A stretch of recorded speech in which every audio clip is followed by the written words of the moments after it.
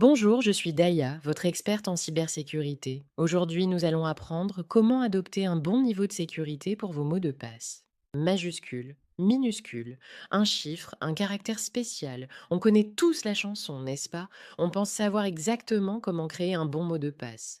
Mais, et si la plupart de ces règles qu'on nous a apprises étaient en fait complètement dépassées? Alors, il est grand temps de revoir tout ça ensemble et de découvrir les vrais secrets de la sécurité numérique d'aujourd'hui. Allez, imaginez un peu la scène. On est mardi matin, le café est chaud, on s'installe devant l'ordinateur pour commencer la journée, on tape son mot de passe et bam, message d'erreur. Mot de passe incorrect. Bon, ok, on a dû faire une faute de frappe. On réessaie, plus lentement cette fois. Et toujours pas. Et là, le petit doute s'installe. Simple erreur, ou est-ce le début de quelque chose de beaucoup, beaucoup plus grave? Et puis voilà la confirmation. Une petite notification qui fait froid dans le dos. Tentative de connexion suspecte depuis un appareil inconnu. Là, ce n'est plus un doute, c'est une certitude. Quelqu'un, quelque part, est en train d'essayer de forcer la porte. Notre porte.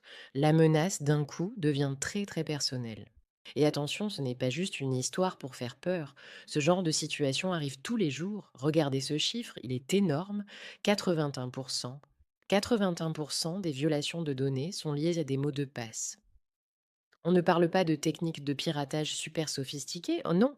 8 fois sur 10, la porte d'entrée que les pirates utilisent, c'est tout simplement notre mot de passe. Alors, la grande question, c'est pourquoi? Pourquoi nos clés, nos fameux mots de passe, sont-ils si souvent aussi fragiles? C'est ce qu'on va voir tout de suite.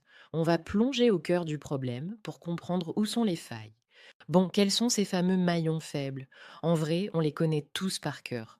Le premier, évidemment, c'est la simplicité. Le classique 1, 2, 3, 4, 5, 6, le nom du chien suivi de l'année de naissance, des trucs qu'un ordinateur peut deviner littéralement en moins d'une seconde. Ensuite, il y a la réutilisation. Ah, ça, c'est la fameuse clé unique qui ouvre la porte de la banque, des emails, des réseaux sociaux. Le problème, c'est qu'il suffit d'une seule fuite sur un seul site et c'est tout le château de cartes qui s'écroule. Et enfin, l'exposition. Le bon vieux post-it collé sur l'écran ou le petit fichier texte sur le bureau, c'est un peu comme laisser ses clés sous le paillasson avec une pancarte.